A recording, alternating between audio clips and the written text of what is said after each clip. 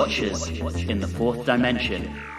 It's as if the TARDIS was dying. That way leads to death. Self-destruct! I have failed! Destruct! I have failed! Hello and welcome back to Watchers in the Fourth Dimension. I'm Anthony. I'm Don. I'm Julie. And I'm Reilly, and you're in a perfectly safe place here. You've got 3 different ways to run. This episode, Terry Nation is back again with Death to the Daleks. But before we tackle the latest set of Terry tropes, Don's going to take a look at the mail. Unusually, it's only been a week since we last recorded, so we've got a little less mail than usual. Nevertheless, Don, over to you. For the Scorchies, Nathan Laws had this to say: "My daughter dressed up as Princess Jo of TARDIS back at Chicago TARDIS in 2015 and danced on stage at the costume competition to Jo is Making a Thing while messing with one of her toys as the Thing. She absolutely loved the Scorchies and thought it was so funny. That's awesome. I would love to see that."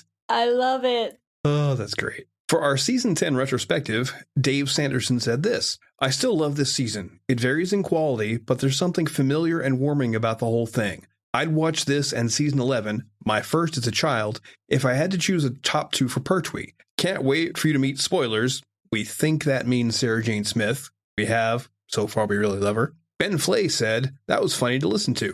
Thank you, Ben. Now we're going to go back to Anthony. And actually, before I do that, there's a question I want to put in each of your minds that we'll try to answer by the end of this recording. And that's this: is Terry Nation taking the piss with this serial? Back to you, Anthony. All right, thank you, Don. And as a reminder to all of our listeners, we love hearing all of your feedback, comments, and questions. And as you've heard, we do try to read out as many of them as possible. You can get in touch with us on Facebook, Instagram, and Twitter at @Watchers4D or via email at watchers4d@gmail.com. We would love to hear from you. Now, we'll get started on Death to the Daleks with a quick look behind the scenes. Following the success of their return in Season 10, producer Barry Letts and script editor Terrence Dix were keen to have the Daleks back again for Season 11. Partially because they were well aware of the publicity benefits of bringing them back and that they could bring a mid-season ratings bump with them. In accordance with their prior arrangement with Terry Nation, he was given first refusal on writing the serial, and for the second year running, he decided he was going to do it. This actually suited Letts and Dix, who had planned to exclusively use veteran Doctor Who writers on Season 11, while much of their attention was focused on their other show, Moonbase 3. More on that later. Dix had a number of items on his wish list for the serial. He wanted to see a quest to find a cure for an intergalactic plague, an advanced society that had reverted to barbarism, a stronger female character than Rebek in Terry Nation's last outing, and for the Daleks to be less of the focus. Nation came back with a storyline entitled The Exelons, in reference to the new aliens that he had devised, with their name being derived from the elixir, which was the cure to the space plague. Robert Holmes, who was trailing Dix to become the new script editor and, in reality, did the job himself for this serial, suggested that the connection between the alien's name and the elixir was too obvious, and so the latter became the mineral perinium, which in the US is just pronounced perinum. Okay. When the scripts were fully commissioned, the serial was renamed to Death to the Daleks, and it's generally speculated that this was suggested by Holmes, who famously disliked Nation's infamous creations. Several modifications were made to the scripts to avoid too many similarities with Planet of the Daleks, including changing the planet Exelon from being a jungle planet to one that was barren and rocky, and the humans were put down as being a bit more established on the planet than the hunted Thals in Planet of the Daleks. Initially, the Exelon city was going to be powered by the elixir, and it was then going to be destroyed when the Daleks stole all of it, and the humans would have then had to help the Exelons to reverse the decline of their civilization, and they would then gift the humans some elixir in return. Nation also gave the character of Jill Tarrant one of his very favourite last names, which can be found in many different scripts across many different shows throughout his career. Always love a Tarrant in a Nation script. The director's job for this serial was originally offered to Paddy Russell, who instead chose to direct the previous serial Invasion of the Dinosaurs. Next choice was Michael Briant, who we had previously seen in The Big Chair for Colony in Space, The Sea Devils, and The Green Death. Of course, as always, he had several challenges to deal with in working on this serial. First of all was the same old problem of only having 3 good Daleks, and they were still the old ones from the 60s. But he also had 3 of those so-called goon Daleks that were built for Planet of the Daleks. Briant decided to have all 6 of them repainted in a silver and black livery, feeling that this better reflected their original monochrome appearances. Briant also had to rework his location shooting schedule when Pertwee suffered from a flare-up of his chronic back pain, while Elizabeth Sladen injured her ankle while running on muddy ground. Some things never change, apparently. Joining Briant on the creative team, we have Kerry Blyton returning to provide incidental music. We had previously heard his work on Doctor Who and the Silurians. Yeah. That being said, rather than messing around with a synthesizer this time, he instead brought with him the London Saxophone Quartet. I can already hear Julie cheering. Okay. I don't think that's the sound you're hearing. I was fully expecting, ooh, woodwind, yay, but there were some questionable moments for sure. We'll get into that. As designer, we have the first contribution of Colin Green, although we won't see him again until season 20, so we'll be waiting a while. And he's best known for work on the usual favourites, Dixon of Dock Green, Top of the Pops, EastEnders, and, of course, Z-Cars. Of course. And last but not least, as costumer, we have L. Roland Warne, making the first of 4 contributions to the show. We'll see his work later on in this season, as well as in seasons 13 and 16, and he was best known for work on Are You Being Served and Top of the Pops. No Z-Cars in his career.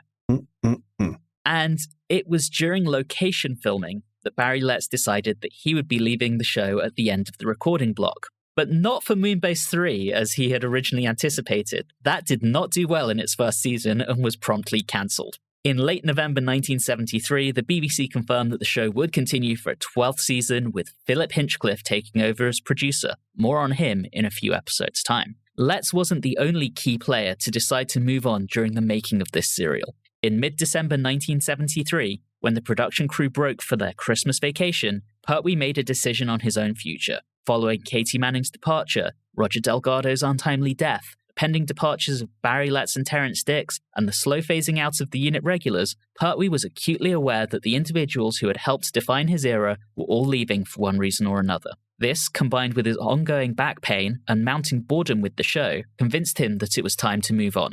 BBC head of drama Sean Sutton called him personally to ask him to stay. Pertwee asked for a significant pay rise, which was promptly declined. His departure was announced to the press on February the 8th, 1974, during the broadcast of The Invasion of the Dinosaurs. Death to the Daleks was broadcast from February 23rd to March 16th, 1974, and, as anticipated, the Daleks did bring a ratings bump for the show, with episode 3 once again exceeding 10 million viewers. Hurrah! And with that, we're at the end of the behind-the-scenes segment, which means that it's time for our short summary, which is in the hands of Reilly this episode. Over to you, my friend. The Doctor and Sarah Jane's beach blanket bingo is interrupted by a power-draining fog and some oversized Jawas. The Doctor wanders off like a toddler at a mall. Sarah Jane is abducted and is given the worst spa day experience ever. The Doctor discovers a human expedition looking for a miracle drug, and what do you know? The Daleks happen to stop by and are looking for the same thing. The captain of the expedition decides that making a deal to work together with the Daleks would be a good idea.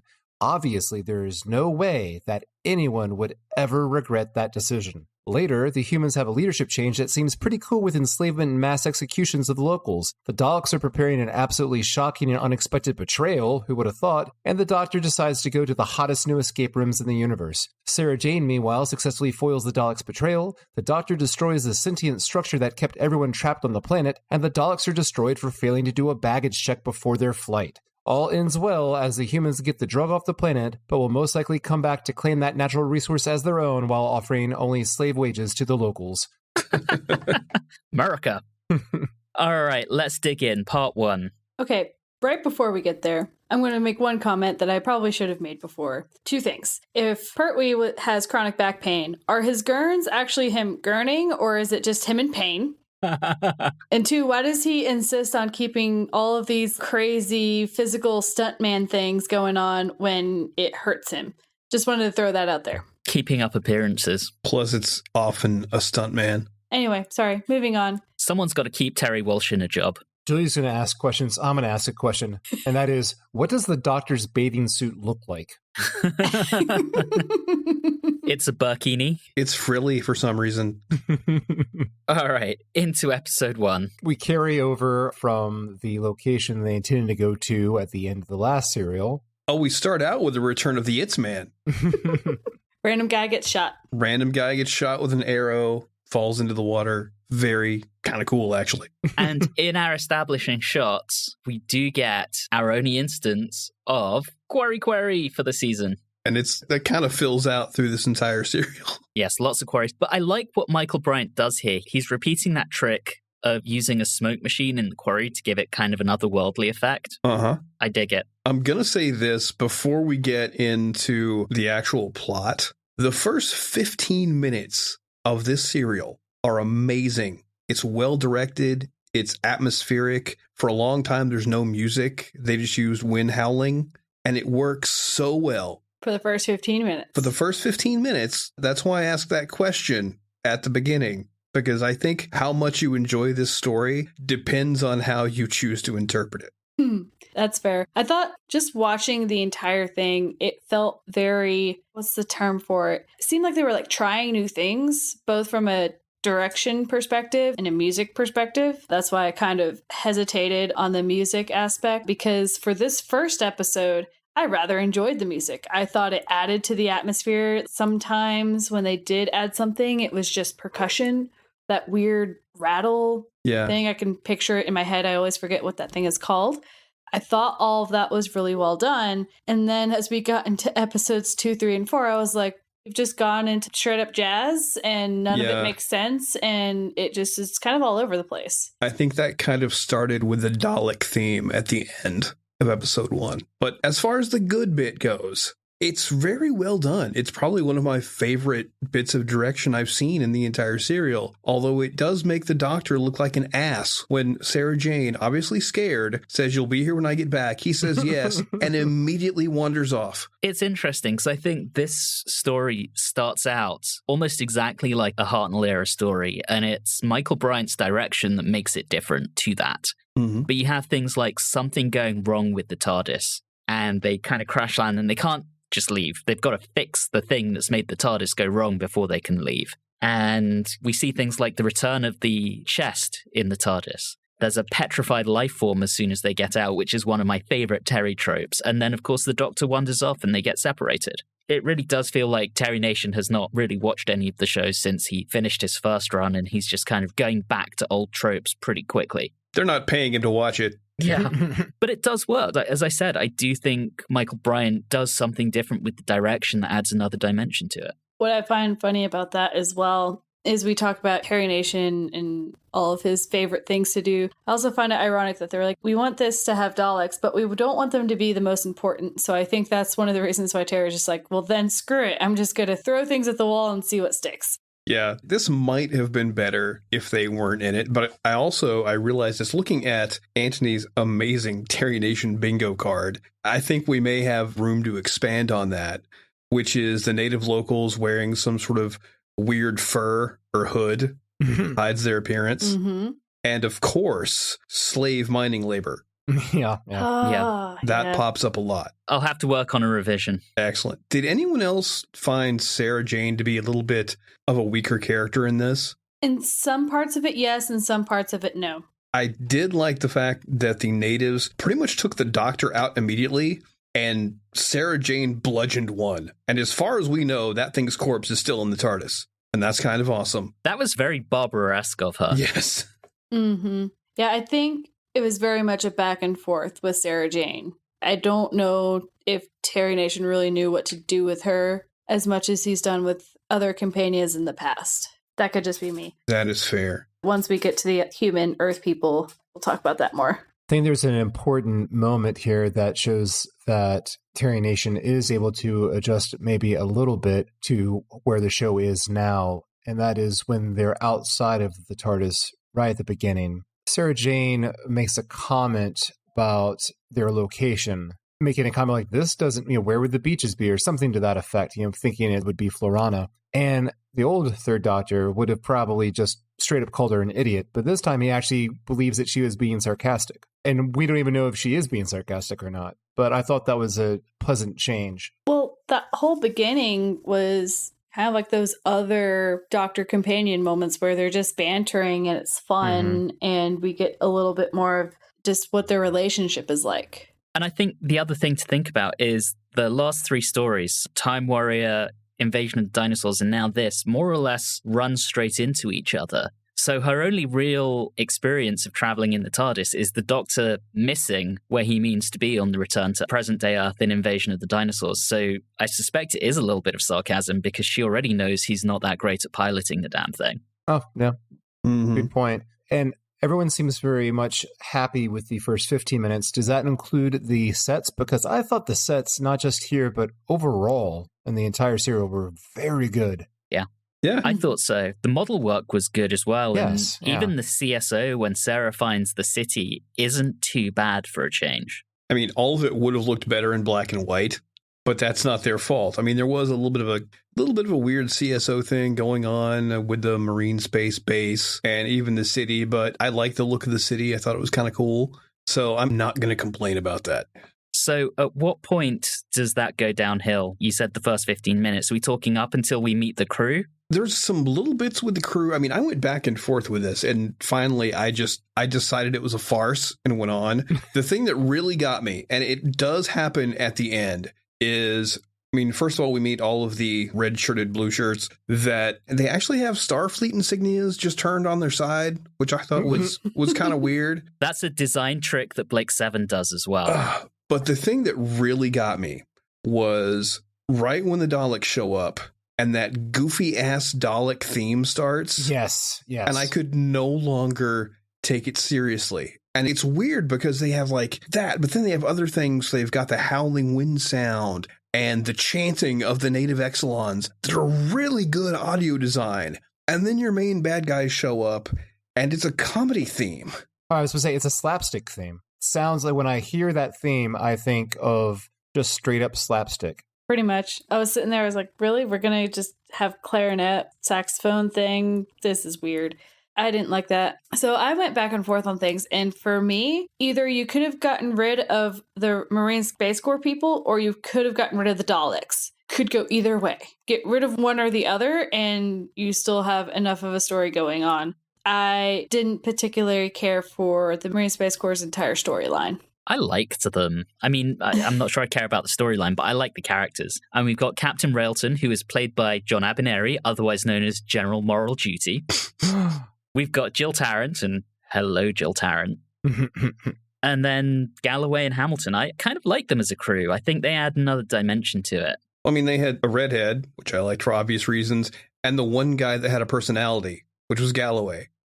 And the rest of them just kind of blended together for me. What we also had was the one that died at the very beginning. His name was Jack. And so we had a Jack and Jill. Was that the guy that was in their base, lying on the thing? No, that was their captain. Captain Railton. Jack Railton, yeah. Wonder who Yeah. Oh, well. Oh, he was Jack? I thought the captain's name was Richard. Someone was Jack, because I was like, really? We have a Jack and Jill? Because there was a guy that was there. He was just laying on a sick bed. That was the commander, yeah. That was the commander. The second in command. And then he got captured or... Maybe I missed something. I thought there was a Jack. Maybe it was the guy we saw killed at the beginning. I'm going with that. I don't think there's a Jack. Yeah, there is. He was the guy at the beginning. I'm looking at the wiki now. He doesn't get credited. I remember you, Jack. Hashtag justice for Jack. The sound of taps played badly on the synthesizer in the distance. They actually have a good, noble goal. They're trying to save millions of people. But this chemical, perineum. I'm sorry, I can't get over the name. It's hard to reach. It's hard to get to. It's have to really mine to get to it. Some are better at it than others. True. Oh my goodness. One of my personal favorite moments in the first episode was the Doctor speaking to the Space Marine Corps, and he makes a comment about Sarah Jane saying, I hope she had the good sense to stay on the ship after I was captured. I was like, how would she know? You were captured like hundreds of yards away. She doesn't know what happened to you. You just left her. And I love what Michael Briant does with her, because as soon as the Doctor's being told that the city is forbidden, if you're caught near it, it's certain death. There's that fade to her getting closer and closer to it. It's a little heavy-handed, but it works quite well. I also love the fact that her bathing suit tied into her other outfit really well. Yes, she's a stylish lady. All right, so they're waiting on a relief ship, and they don't know whether or not their message got out. And as soon as they talk about it, they hear a spaceship, and it's like, oh, it must be the relief ship. Terribly convenient. You're just telling the doctor about it. And guess what? Daleks, with a dumb theme, and they're going to exterminate everyone. Except that it makes a weird, gross noise instead of the normal shooting noise. It was a little gross. Yeah. Yes. I'm surprised it wasn't Reilly who commented on it being disgusting. I guess it's not so much for the audio, it's just the visuals for me. But we do have the appearance of our wee salt shakers. We do. All right, part 2. It actually took me until part 2 to really understand that it wasn't Dudley Simpson doing the music. So I just thought, well, I guess he decided to change from synth and not go back to his normal symphonic roots and did something very weird. And then I discovered that, oh, it wasn't Dudders. So here's what I would have done. I would have done like heavy synth in the TARDIS scenes in part 1 before it loses power. And then after the TARDIS loses power, switch to more organic instrumentation. Interesting. I think that would have been a really cool way for the music to lose its electricity as well. And I would rejoice the entire time. I was actually curious. So I know the Daleks, they move around by what, static electricity or something? So Don't think about it too much. Okay. Don't do it. Yeah, it's questionable. So apparently now they've got those slats around the middle that draw power from the atmosphere or something like that. They're all terrain Daleks now. They're psychokinetic now. Okay. That's what it was, psychokinetic, whatever that means. But that little dialogue scene between Sarah Jane and the Doctor there, her line delivery was really funny, really, really good. The part about the movement of the Daleks. Oh. Speaking of which, these are very ADHD Daleks. Have you noticed how much they move around? These Daleks have anxiety. Yeah. The worst of which happens in episode 4. But yes, they're twitchy. Yeah, they're really neurotic. They also don't know how to whisper when they're saying, because of this alliance, which is a great idea. I know when somebody pulls a gun on me and it jams, my first thing is like, why don't we just be friends, man? I'm sure you won't try anything again. It's all good. And the other complicated part of that deal is, aren't the Daleks needing the drug in order to just save their slave workforce on other planets? Am I reading too much into that? It was so that they could hold the rest of the galaxy at hostage. Oh, Yeah. Okay. Yeah, that's what that was about. You don't really find that out until either episode 3 or 4. They don't come right out and say it until one of those episodes, but that's essentially what it is. But what was their front in order to, like, we'll share the drug together? Oh, they said that they've been hit by the space plague. Oh, Yeah. okay. Now, going back to the weapons thing, sometimes Terry Nation reminds me of a toy collector in that he'll have this great idea, like, I'm going to take the weapons away from the Daleks. You're like, oh, cool. Let's take that out and play. And he's like, no, it stays in the package. It's fixed within the next 5 minutes when they put different guns on. But you could have had one. No, it stays. Okay, whatever, dude. I love it when we see them practicing with their substitute guns. They've Oh got my like God. little mini TARDISes. That's everything. Just going back to my question, where did they get it? Don't think about it too hard. It falls apart. You okay, Don? No. As this moves on, the bad Exelons, we'll call them the bad ones, really remind me more, I guess, of Tusken Raiders than Jawas. Yeah. Yeah. Especially in this particular sequence, because they're in a desert type environment. They're standing up on top of the dunes, looking down at the group, and they're doing an ambush. And I'm like, yep, this feels a lot like Star Wars. Still a couple of years before Star Wars, so I'm good going, aware. Doctor Who. But at least the arrows won't do anything to the Daleks, right? Yeah, keep thinking. The arrows won't. Now they get set on fire later. The mobbing of the Dalek, it just seemed like they kind of just shook it a lot or something. I guess Yeah. they were kind of beating on it a little bit, but there's so much Dalek destruction in the serial as a whole. Like There you is. said at the beginning, Anthony, like they only had like 3 goon Daleks and 3 good ones. Like they're tearing up their props, destroying them. They're probably just destroying the goon ones. So they probably make a substitution, do a cut, and then set the goon on fire. But yeah, this episode's a bit of a bloodbath because we get a Dalek destroyed, Captain Railton is shot and killed, which is unexpected when you actually have a semi-big name playing a character. And Commander Stewart doesn't last that much longer once he gets captured. He's dead by the end of the episode as well. Quite a bloodbath. Oh, and the Daleks kill 2 Exelons just for shits and giggles. At this point, Sarah Jane is going to be sacrificed. I love that the Doctor doesn't even know her that well, and he just rushes in and attacks the High Priest. Yeah. Would Season 8 Doctor have done that for Joe? Absolutely not. Good job, dummy, getting yourself sacrificed like that. He really has changed so much in this time. But carrying the bastard ship onwards, we have Galloway, right? The commander wants to put Hamilton in charge, and Galloway is just like, I'm sorry, I couldn't quite hear what you said, just as the commander dies. What a bastard. And his great thought is just, we need to work with the Daleks. That's his great big plan. Just do what Captain Railton wanted to do. Not a great idea. And all they have to do is, wipe out the renegade Exelons. A plot point that I don't think ever actually comes up again, but, I do love how the Daleks just trust Galloway enough to tell him their plans, but as soon as he makes suggestions, they're like, yeah, no, just obey. Shut up. We're in command. Isn't there another moment where it's almost like corporate talking to an office manager? You got to get these people to work more. We don't know how to do it. You need to figure it out. There's a fair amount to unpack in this episode as well, because when the Exelons ask the Daleks and Galloway to wipe out all of the good Exelons, Galloway's attitude is, well, they're just savages. They don't matter. It's so very colonialist. You would think that would be, I guess it's just a passing theme. I was hoping we'd have a little bit more moral discussion about this amongst the humans, but it is getting to the point where it doesn't really seem morally that different from the Daleks now, does he? No. One of the other things I wanted to point out, I know one of the things they were looking for this serial was a stronger female character. I don't think they did that. No. But she's so pretty. She's got charisma. That's nice. A very nice smile, but no, she doesn't really do anything. Nope. It makes me very sad. That's probably a Terry Nation problem. Terry Nation does generally have a problem writing for that alien species called women. He just can't do it.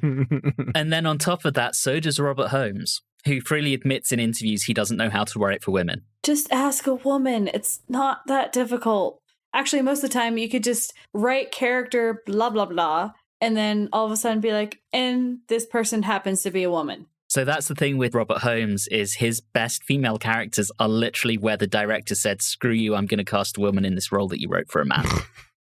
Yes. Amazing. You tricked me. Gotta love that.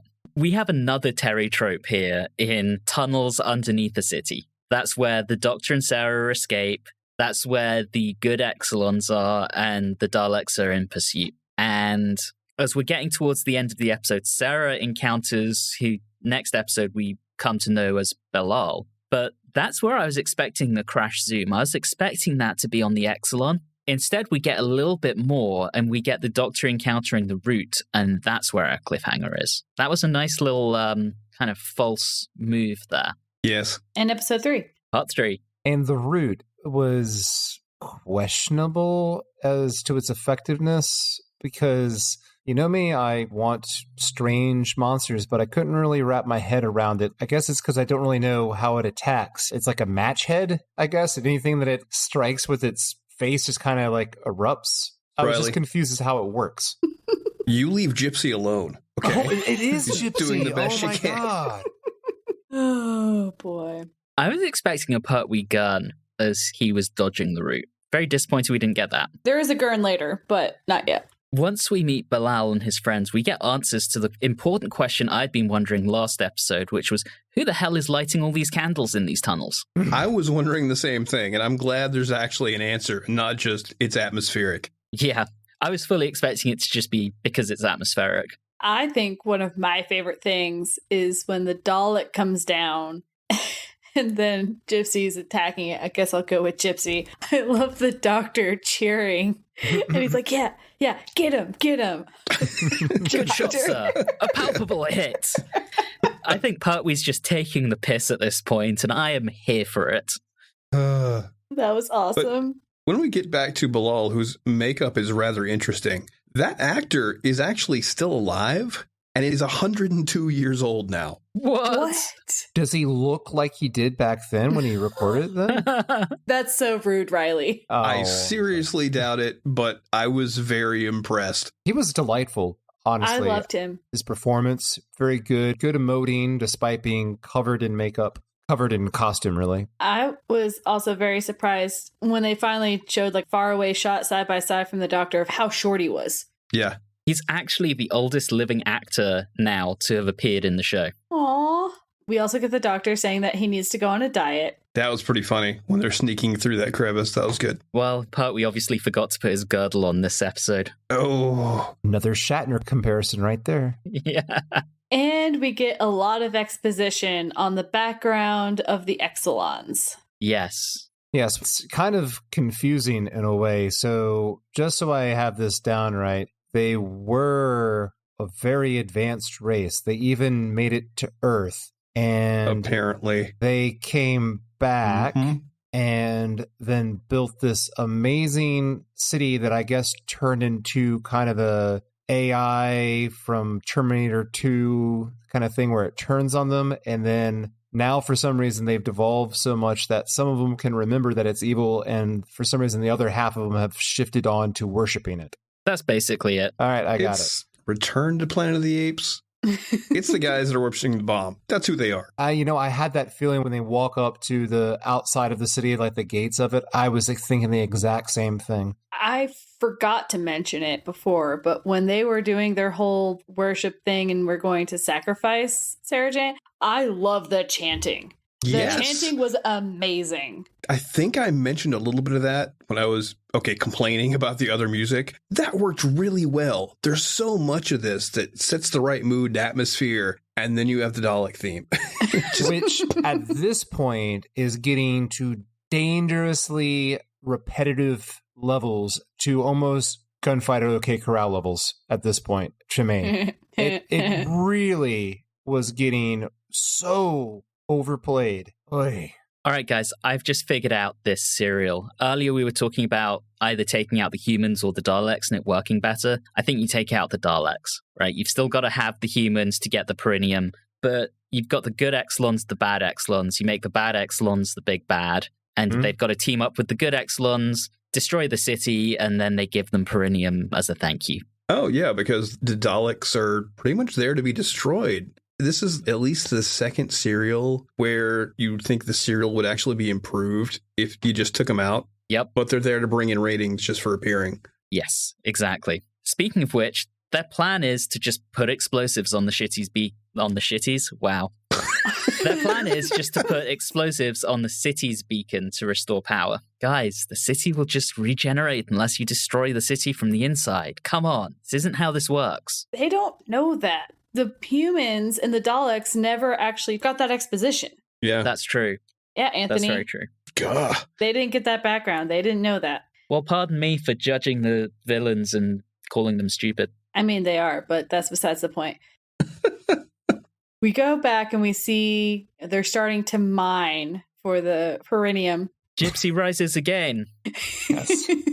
And this time we can see the Kirby wire. Yeah, it's not that bad. I recall there's one other wire work, I believe Ambassadors of Death, that I thought was incredibly poor, and I thought that was on a set. You could have done it much better. This is outdoors in daylight. I think they did a decent job taking all that into consideration. But we got things on fire. Yes. Yes. That was my favorite. First a Dalek and then one of the bad Exelons. And it's actually a really striking image. I can see what they were trying to do. The idea of some like tall, long thing rising from the water is quite a striking image. And they did the best they can. Yeah. You could tell even when you couldn't see the wire, even when they did a good job with that, the Gypsy was kind of hard to control. They couldn't really get like a mastery of movement on that.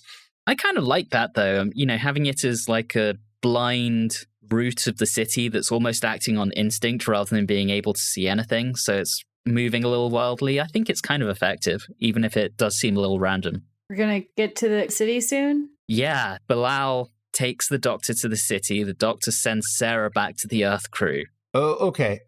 I got to stop you right there. We've got to talk about this right here. I'm talking fingers to the mouth, slow caress of the face. What the hell? Pertwee's gonna Pertwee. Oh my God. That made me feel a little bit uncomfortable. Not gonna lie. Yeah. Oh, John. Yeah. Oh, John. That was something else. But if we look past that, the one thing I did like about it is that the task that he gives her to do is an actually like useful task. It's not like he's saying, go back because I want you to be safe. He's like, no, I need you to get these people ready to get the hell out of here. Mm-hmm. So I'm more okay with that split up because I think logically it actually makes sense. Yeah, whereas with Joe, he would have just said, it's not safe for you to come with me. Absolutely. Go hang out with Jill. Make some coffee. And now we're going to get to the video game portion of this serial. Best part. Oh. I have questions and I have enthusiasm. I love their collection of spirit howling skeletons once they get in. This obviously makes me happy. We solve the child's first maze thing by using the super advanced touch-sensitive screen. How the hell did the Daleks do it? How do they touch it? That one. Tell me. I had the same exact question. I think we should have just seen them blow a hole in the wall. Like they did with the floor once we get there. Then the wall heals up behind them. That would have been really cool. There's so many of these where you can tell they thought of the challenge for the doctor and they're like, well, how are the Daleks going to get through it? Don't just show skip it. Just skip it. Just go on. Don't ask awkward questions. Pretty much. But then we get, I'm going there, the best cliffhanger in the history of Doctor Who. Oh my God. Yeah. After reading the behind the scenes, and I think you might have briefly mentioned it, they had to rewrite some things and they had to like spur of the moment figure out what the cliffhanger was going to be. But my God, I was disappointed. Yeah, so part 3 was underrunning, part 4 was overrunning once they actually recorded it. I think where the cliffhanger was meant to be was when the Doctor and Bilal were at the symbols outside and the Daleks were approaching and the Daleks start shooting. I think that's where the part 3 cliffhanger was meant to be. It got moved, so it was this. I don't care. It's so gloriously stupid. I've watched it like 4 or 5 times now, and I laugh harder every time because it's this super dramatic thing, and it's a floor, man. And it's not just the floor, it's a crash zoom on the floor. It's a crash zoom on the floor, and let's face it, if you look at the sets, even Pertwee, with his back issues, could have just jumped over it. Yeah. Maybe a big long step. He's a tall guy. That was all he had to do. I think this was the moment when Pertwee decided to leave. Or it might have been in part 4, but we'll get back to that. Episode 4? On to part 4. Okay. I feel like using the sonic screwdriver is cheating. Yes. Because this is supposed to be an intelligence thing. So why use the sonic? Why didn't he just pull that little whatever coin that was and just used that? That would be like a little bit more intelligence than being like, oh, hey, I'm just going to sit here and go. Bloop, bloop, bloop, bloop, bloop. Even after doing his initial one of the first set of squares or triangles or whatever it was, he doesn't seem to have quite figured out that it's safe to step on the white ones. So he has to do it again for the next set. It's like, dude, come on, there's a pattern here. It's kind of obvious. They got to fill up the time, man. I guess so. They're already running short. I have to admit, I absolutely love this part of the serial. If they could have just expanded it out to like most of the entire serial of just them going from one room to another room, going through these puzzles, I would have been so happy. So happy. It reminds me of the Celestial Toymaker when they're going through all the different things, or it reminded me of the Keys of Marinus, which was our other video game one. Yes. Also by Terry Nation.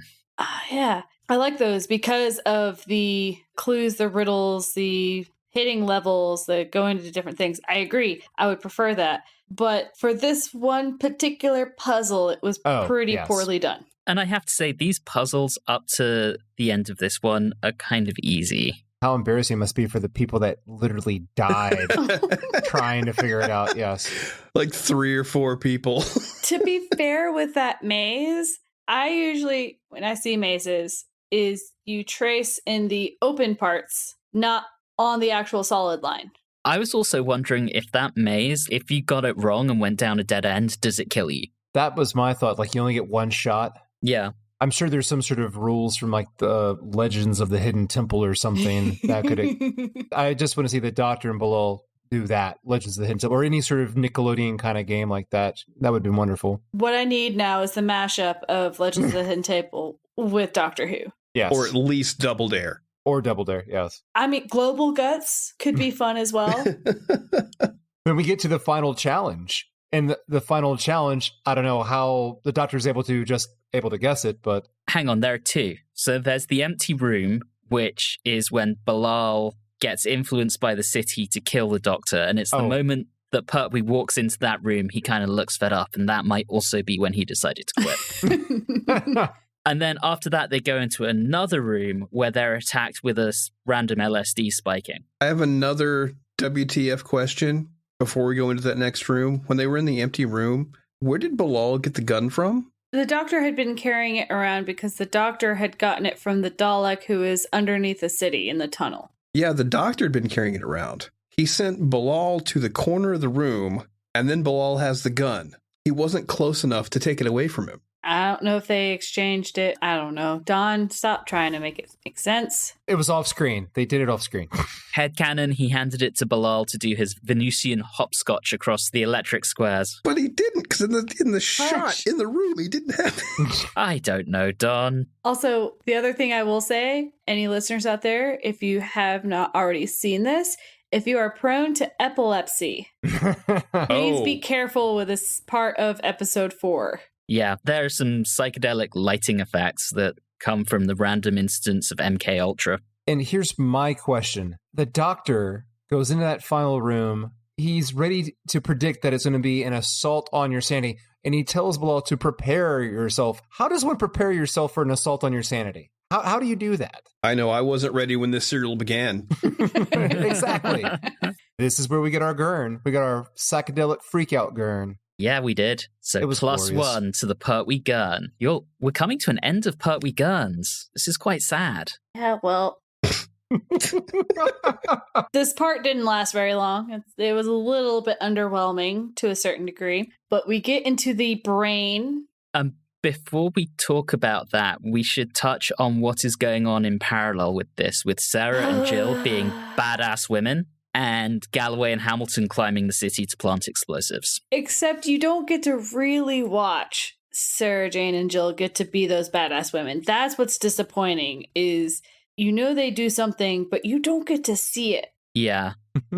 But you get to watch the guys climb up to the top of a building and start setting up explosives. You kind of get to see Sarah doing a bit more of it because she sends Jill to go and grab... Well, actually, you get to see both of them. There's that scene where Sarah sends Jill to grab the extra bags and she has to run and avoid the Daleks and the Exelons start stirring. And Sarah is the one saying, just fill the bags with anything. So I agree. I would have liked to have seen more of it, although not too much, because just watching them fill bags with sand probably would have lost its entertainment value quite quickly.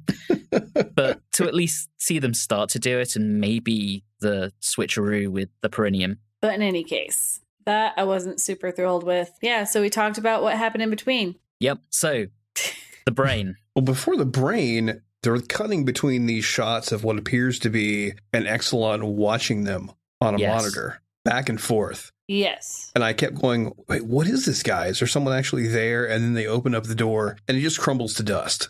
I thought that was pretty awesome. Yeah, it was definitely a curveball, and I really liked that. I thought it was going to be something where the city would take a hostage if you were smart enough, kind of what happened in Fiction Land. Yeah. Where if you were smart enough to get to a certain point, then you would take over. I think that's probably what did happen, just because the society has degenerated over the years. No one has been smart enough to do that for hundreds, thousands of years. So there's just been this one dead guy in the chair ever since he was the last person to do it. I agree with you, Julie. I think that's probably what did happen, and just no one's done it since, basically. Any case, this one thing that happens while the doctor is fidgeting, finagling, and about to cause a nervous breakdown, apparently, they're creating antibodies. And you know what, Anthony? What that reminded me of? What's that? That big finish that we covered. Oh, binary. Binary, yeah. Yeah, I didn't even think of that because that was so long ago. But yes, that was quite a cool effect as well. Yep. I think it would have been kind of cool if they were a little bit more similar to what had been in Binary, because that would have been really fun parallel. Go Big Finish. But it was still fun. Big Finish still probably took it from this and expanded on it. Right. And, I think it's pretty cool that the city generates antibodies to stop it from being attacked. Like, that really gives more credence to that idea of it being a living entity. I like how its antibodies look like zombies. Yes. Yes, they do. And I think the TARDIS Wikia entry even calls them zombies. Really? Yeah. That's awesome. One of them is, of course, played by Terry Walsh, John Pertwee's stuntman. We've been having fun this serial, but in particular with this and a lot of the other shots and the sets, I have to say, I think the production value in this serial is actually quite fantastic. I think that is really good. Yeah. I mean, I know it's not the best in the world, but especially even the shots where Galloway goes up there with set up the explosive at the top of the city on the beacon. I mean, I think all that looked really, really good. It does. And you get first person Dalek shots during some of the fights. Yeah. I think Michael Briant did a really good job with this. And honestly, based on this, The Green Death, and The Sea Devils, he's rapidly becoming one of my favorite directors on the show. No arguments here. So the Daleks, are they coming to the rescue? Of course not. Kind of. They're a diversion that lets them run out of there. Well, yes. So, not really to the rescue, just wrong place, wrong time for the Daleks. Poor bastards. And they're super whiny Daleks, too. Yes. But not the whiniest, but he's coming up. But before that, when the antibodies attack the Doctor and Bilal, one of them kicks over the chair, because why the hell not? I didn't even really register that. Sorry, Anthony. I wasn't ready to talk about chairs, I'm sorry.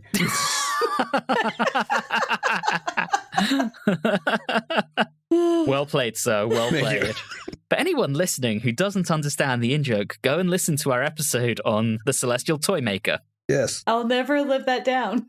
Oh, God, no. Nope. So let's talk about the neurotic Dalek. Oh.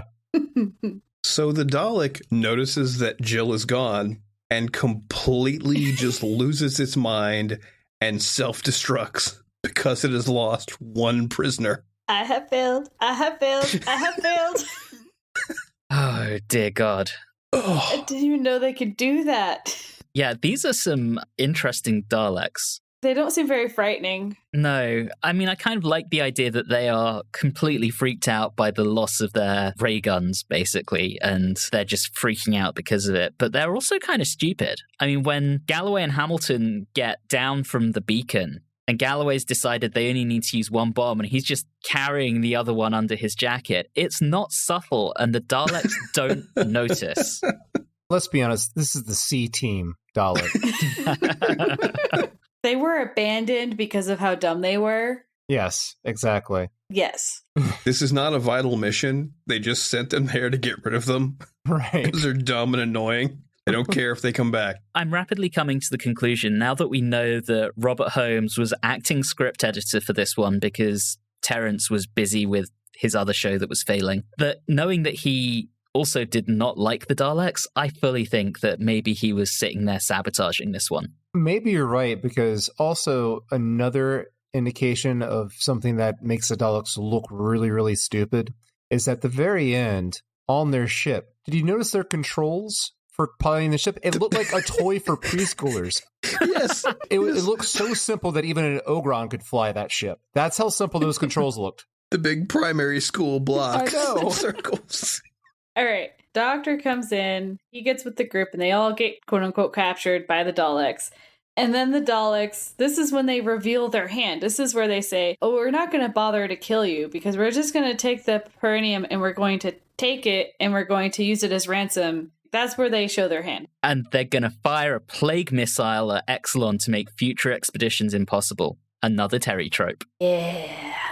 But haha, they don't have it. Because Sarah and Jill have been badass off screen. Scene missing. And then we see Galloway be not a complete dick and give up his life. Yeah, he basically does a kamikaze mission. Good for him. And we get more explosions. Is he like the Michael Bay of this era? Things are blowing up left and right. Well, I mean, the city also just kind of melts in a way, or erodes. We made s'mores over the weekend, went camping, and it looked like roasted marshmallows.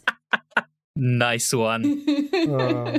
I've got to say, the sound effect that they play as the city is disintegrating, that kind of wailing, is very, very eerie and was really, really effective. For once.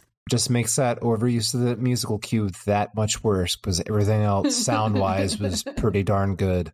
And then we end on that weird phrase of the Doctor saying, now the universe is down to 699 wonders. End episode.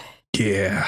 Kind of respect this giant abomination that is trapping them all here and caused one of the mightiest civilizations of all time to degenerate into savages who worship it. I mean, come on, Doctor. Really? This damn thing's an abomination and you know it. Yep. I would like to nominate our neurotic Daleks for the camp count. Okay. Maybe 3. Okay. Yeah. 3? Okay. I gotta say, I actually, during that scene, I don't know what it is wrong with me. I actually felt sorry for that little guy. Yeah. Yeah. Okay, let's go ahead and score this one. And I think I started off last time, so Don, get to start this time round. God, no. Anchor us down with your score. Oh, this is bad. Okay, this is stupid. The story is it's so frustrating because hang on, let me start again. I can't even. You can't even. I cannot even. There are so many things that are really good about this story. I love, like I said, the first 15 minutes, maybe even longer, of the first episode. I hate the fact that the crew that we meet, aside from one of them, doesn't have any personalities. The Dalek theme is terrible, and the Daleks don't need to be here. I love the concept of a living city. I hate the fact that Sarah Jane doesn't do a whole lot in this, but we get Bell, that cute little guy, as a temporary companion. I love that we get a Terry Nation video game plot at the end. I hate the fact that it's kind of dumb and the puzzles are easy. I go back and forth, but the thing is, this is stupid. It's garbage, and I love it. It made me so happy because it was silly. I had to let go. In answer to my own question, I think Terry Nation is taking the piss. I really think the composer's taking the piss with the music here. I think virtually everyone involved was taking a piss. And here's my score, and it's going to slide. I'm giving it, oh God, I didn't come up with a number, 7 tainted Exelons out of 10. But, see, I held out until the very end. If you're a listener that loves this story, bump that up by 2. If you're a listener that hates this story, you can subtract 2 because all of your arguments are correct. This story defies analysis. You just have to go with it. And that's what you get for making me go first. Next. This is Schrodinger's Terry Nation story. Is that what this is? Yes. So for the purposes of averages, I'm just going to record that as your 7, Don. That's fine. Julie, you're up next. Oh my God. So I didn't like a lot about this serial. I'm not going to lie. There's something about it. I just felt that first I was trying to decide if they were trying to do something new and crazy. And then I was like, nope, that's not the direction that they're going. And just there were a lot of things that rubbed me the wrong way. I totally get some of the amazing shots. Some of the atmosphere is really good, but it's just scattered amongst other things that I think is just kind of worthless and pointless. I still enjoyed it, but just definitely not my favorite and not up to snuff after watching The Invasion of the Dinosaurs. So I'm going to give this one 5.5 unfortunately named chemicals out of 10. Oof, brutal. Reilly, over to you. My rating is very similar to Don's. I really enjoyed this. Fun, stupid plot, great sets, a very brisk pace. It's on an alien planet, and it's got a good bit of adventure. I really did like this, that I was, before we even started talking, going to give this even a 9. But I am deducting 0.5 for using the Daleks unnecessarily. They didn't need to be in it. And another 1 point for that repetitive and incessant musical cue. Drives me crazy. So therefore, doing all the math, that means I'm giving this 7.5 awkward fingers to mouths out of 10. Speaking of which, before I give my score, I do want to take note of another awkward Pertwee moment. Once the Doctor sees Sarah and Jill after he gets out of the city and they've loaded up the Dalek ship with sand, Pertwee grabs Jill's hand completely unnecessarily and just holds it for a while. I don't know if anyone else noticed that, but I was like, dude, really? Hand holding I can be more okay with because I know people who hold hands when it's just completely... But he barely knows Jill. I'm more okay with it. It's not as creepy as other things. All right, fair enough. I really enjoyed this, and I've been holding back a little. There is a nostalgia element for this. This was one of the earliest stories that came out on VHS because Daleks, and it existed. But there's a lot here to like. I think Don and Reilly have commented on how fun it is. I think Michael Briant did a really great job with the direction. He does different things. He makes a lot of use of perspective and distance and shooting from above as they're walking through the little crevices in the quarries. I think it's really, really well directed.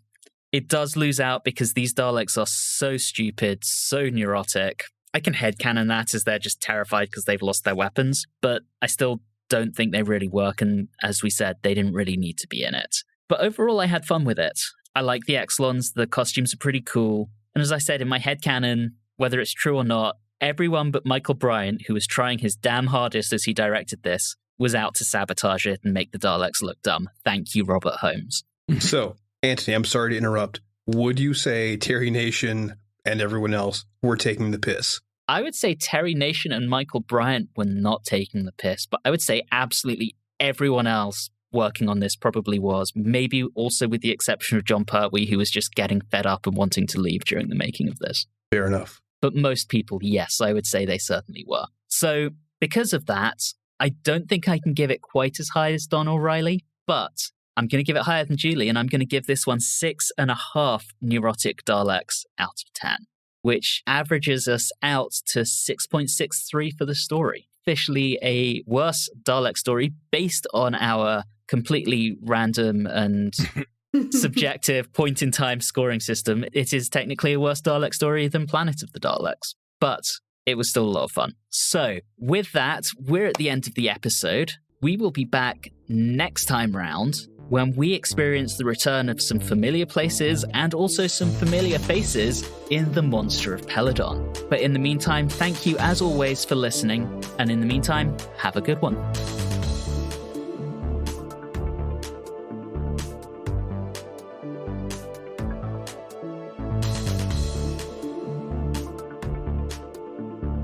You have been listening to Watchers in the Fourth Dimension with Don Smith, Reilly Schreck, Julie Philippak, and myself, Anthony Williams. This episode, The C-Team Daleks, was recorded on Tuesday the 31st of May 2022. If this is your first time listening into the show, all of our previous episodes are available wherever you like to get your podcasts. You can interact with us on Facebook, Instagram, and Twitter at Watchers4D, and you can also email us at watchers4d@gmail.com.